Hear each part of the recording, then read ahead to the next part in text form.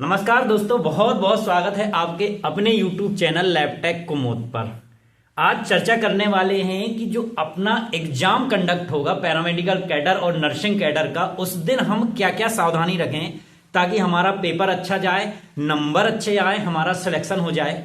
तो कुछ पॉइंट्स है, मैं आपको बताऊंगा कि पेपर कैसे हल करें। पेपर की डेट तो अनाउंस पहले से ही थी, लेकिन टाइम टेबल पैरामेडिकल कैडर में किस पोस्ट का कब है, 15 तारीख से चालू होने वाला है, उसका दे दिया है। कुछ दिनों बाद जो है आपको एग्जाम सिटी मिल जाएगी और एडमिट कार्ड जारी हो जाएगा।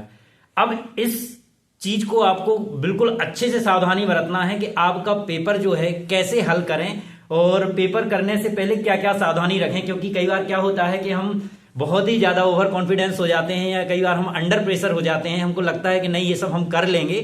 तो दोनों ही चीजें ना रखें, बड़े रिलैक्स मूड में रहें और क्या क्या आपको सावधानी रखनी है मैं आपको वन बाय वन बताता हूं पेपर देते समय। ठीक है, प्रेजेंस ऑफ माइंड बिल्कुल अच्छा होना चाहिए। अब पेपर का जो पैटर्न है किसी भी पैरामेडिकल कैडर या नर्सिंग कैडर का, हमारा एमपीएसबी ग्रुप 5 का, उसमें 75 नंबर का टेक्निकल है और 25 नंबर का जो है नॉन टेक्निकल है, मतलब मैथ, रीजनिंग, हिंदी, इंग्लिश ये आएगा। आपकी कमांड जो है 99% बच्चों की है, वो है 75 नंबर में और 25 नंबर में। कई बच्चे ऐसा सोचते हैं कि हम ये 25 नंबर पहले सॉल्व कर लें। नहीं दोस्तों, बिल्कुल भी 25 नंबर आपको सॉल्व नहीं करना है। क्यों? क्योंकि इसमें मैथ होती है, रीजनिंग होती है। मैथ और रीजनिंग थोड़ा सा क्या है, उलझने वाले सब्जेक्ट होते हैं, आपको उसमें एक्स्ट्रा दिमाग लगाना पड़ेगा, है ना। ये ट्रिक, वो ट्रिक, ऐसे वैसे, है ना। तो उससे क्या हो जाएगा, आपका दिमाग पूरा उलझ जाएगा। जब आप टेक्निकल सब्जेक्ट पे आएंगे, क्योंकि आप जो पेपर सेटर होता है वो टेक्निकल सब्जेक्ट का किसी क्वेश्चंस का जो ऑप्शंस देता है वो भी मिलता जुलता देता है, तो आपको एकदम प्रेजेंस ऑफ माइंड आपका नहीं रह पाता है वहां पे। अगर आपने 25 नंबर के क्वेश्चन पेपर, चूंकि आपकी उसमें कमांड है ही नहीं है, तो ऐसी गलती ना करें। सबसे पहले आप 75 नंबर के क्वेश्चंस को करें और 75 नंबर का जो टेक्निकल है उसके बाद आप 25 पे ही जाएं, 25 पे बिल्कुल भी नहीं जाएं। तो एक गलती आपको दोस्तों ये नहीं करनी है।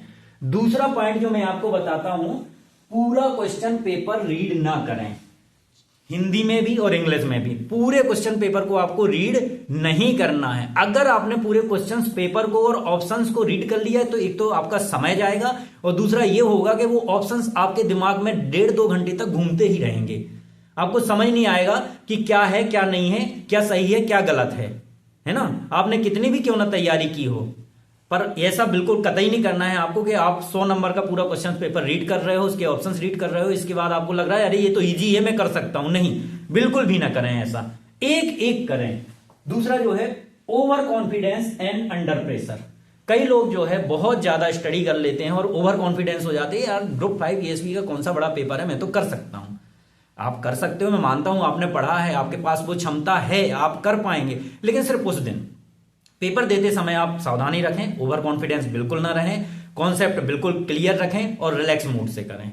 हो जाने तो क्या दिक्कत है, ठीक है। 2 घंटे आप अगर ऐसा करेंगे तो आपका सिलेक्शन 100% पक्का है। दूसरा, कई बच्चे ऐसे होते हैं अंडर प्रेशर हो जाते हैं, जैसे जैसे आते हैं घबराहट होने लग जाती है उनको, अरे ये होगा वो होगा। अरे जो होगा होगा ना, आपने तो तैयारी की है ना, आपने तो अपना पूरा समय दिया है ना, ईमानदारी से आपका सिलेक्शन होगा। बिल्कुल प्रेशर में न रखें, आप अपने आप को अच्छे से रीड करें। हिंदी अगर समझ नहीं आ रही तो इंग्लिश में रीड करें, इंग्लिश समझ में नहीं आ रही तो हिंदी में रीड। कई बार ऐसा होता कि हिंदी और इंग्लिश जैसे होनिंग और स्टॉपिंग वाला आ जाता, तो हिंदी में अगर आप करेंगे तो गलत करके आएंगे, इंग्लिश में करेंगे अगर आप तो बिल्कुल सही करके आएंगे। तो दोनों आप भाषाओं में अच्छे से पढ़ें और इसके बाद ही सॉल्व करें, ठीक है। 1 बाय 1 करना है आपको। एक क्वेश्चन आपने पहले सॉल्व कर लिया, फिर उसके बाद दूसरे पे जाना है, ठीक है।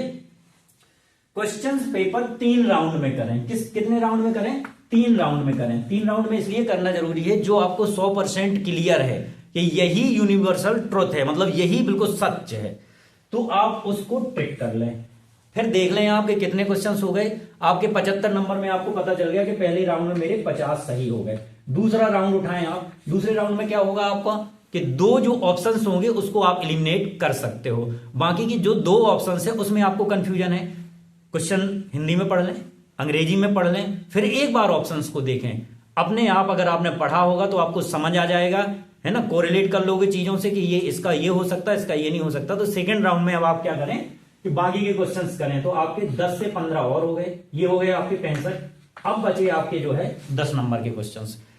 फाइनली जो तीसरा राउंड होगा आपका, उसमें आप देख लें अगर आपको नहीं भी आ रहा है तो भी आपको अटेम्प्ट करके तो आना ही है। अगर 10 के 10 भी अटेम्प्ट तुक्का भी लगाओगे दोस्तों तो कम से कम 3 से 4 सही होंगे।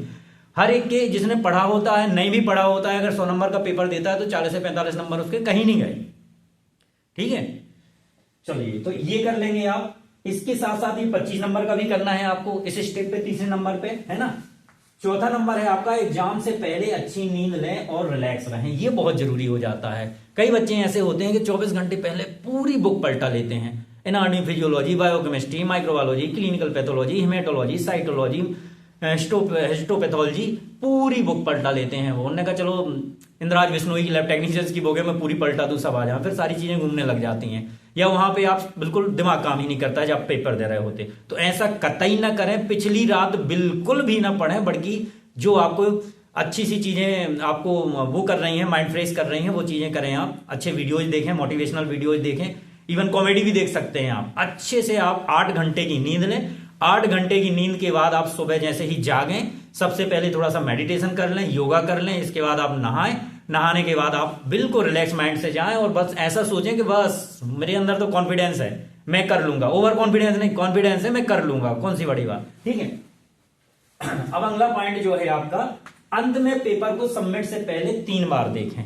3 बार देखना इसलिए जरूरी है कि कोई क्वेश्चन आपने गलत तो नहीं किया है, हड़बड़ाहट में गलत तो नहीं कर दिया, या कोई क्वेश्चन आपसे छूट तो नहीं गया है। 25 नंबर का आप अच्छे से माध्य वगैरह, है ना, ब्याज वगैरह वो सही से निकाल लें, आर्टिकल सही से कर लें आप, ये सारी चीजें। इसलिए आपको कोशिश ये रहे कि अंत में 3 बार पूरा हल किया हुआ पेपर चेक करना है। अगर आप सेटिस्फाई हैं तो ही आपको सबमिट करना है, वरना आपको थोड़ा सा और टाइम ले सकते हो। 2 घंटे का समय होता है, 2 घंटा सफिशियंट होता है। अगर किसी ने पढ़ा हो तो 1 घंटे में ही वो क्वेश्चन पेपर को सॉल्व कर सकता है ना। तो ये आप सावधानी रखें, तो आप यकीन मानिए कि आपका सिलेक्शन 100% हो जाएगा। पिछली बार की जो गलतियां हैं आप उसको मिनिमाइज करें। ऐसे में क्या होता है कि सिली मिस्टेक्स होने के चांसेस बिल्कुल ना के बराबर हो जाते हैं। गलतियां आप नहीं कर पाते हो कि बैड कोलेस्ट्रॉल और गुड कोलेस्ट्रॉल कौन सा था, एचडीएल था और एलडीएल था, आप सब जानते हो, इसके बावजूद भी आप गलती करके आते हो। तो इसलिए मैंने सोचा कि दोस्तों आपको ये एक चीज मेरे को बतानी चाहिए कि पेपर के पहले आप क्या क्या सावधानी रखें, पेपर देते समय आप क्या क्या सावधानी रखें। और दोस्तों मैं बताऊंगा अगले वीडियो में कि पेपर का एमपीएसबी ग्रुप 5 पैरामेडिकल का, स्पेशली लैब टेक्नीशियंस का पेपर पैटर्न क्या रहने वाला है, पिछली बार क्या क्या गलतियां हुई थी, कैसे इंग्लिश को हिंदी में ट्रांसलेट कर दिया गया था, उसकी वजह से बहुत सारी स्पेलिंग गड़बड़ हो गई थी हिंदी में भी और अंग्रेजी में भी। तो इस बार पेपर का पैटर्न कैसे रहेगा, क्योंकि संविदा एम्प्लॉय भी है तो उनको ध्यान में रख के भी पेपर सेट किया जाएगा। तो मैं उसका वीडियो जल्द लाऊंगा। अगर आप मेरे चैनल पे नए हैं तो ज्यादा से ज्यादा सब्सक्राइब करें, शेयर करें। क्यों शेयर करना जरूरी है, क्योंकि अब आगे हम जैसे ही आपके एग्जाम कंडक्ट होंगे मैं आपसे पूछूंगा कि आपके कितने नंबर आए हैं, क्योंकि हवा हवाई में तो कट ऑफ बनाते नहीं हैं हम। जब आपसे लगभग 500-600 लोगों से पूछ लेते हैं कि आपके नंबर कितने आए हैं, एक रफ रजिस्टर में लिख लेते हैं, लिखने के बाद ही मैं कट ऑफ बनाता हूं किसी का, है ना। तो दोस्तों आप ज्यादा से ज्यादा शेयर करें ताकि ज्यादा से ज्यादा बच्चे मुझे ये नंबर प्रोवाइड करा सकें और मैं आपका बिल्कुल सटीक एनालिसिस कर सकूं। पिछली बार के 2 से 3 कट ऑफ वीडियो हमारे बिल्कुल 90%, 95% बिल्कुल सही गए हैं। कई कैटेगरी में तो ऐसा हुआ है कि 100% सही गए हैं, चाहे ओबीसी हो, चाहे एससी हो, चाहे ईडब्ल्यूएस हो। तो इतना जरूर करना है आपको और आप बिल्कुल अच्छे से पेपर दें।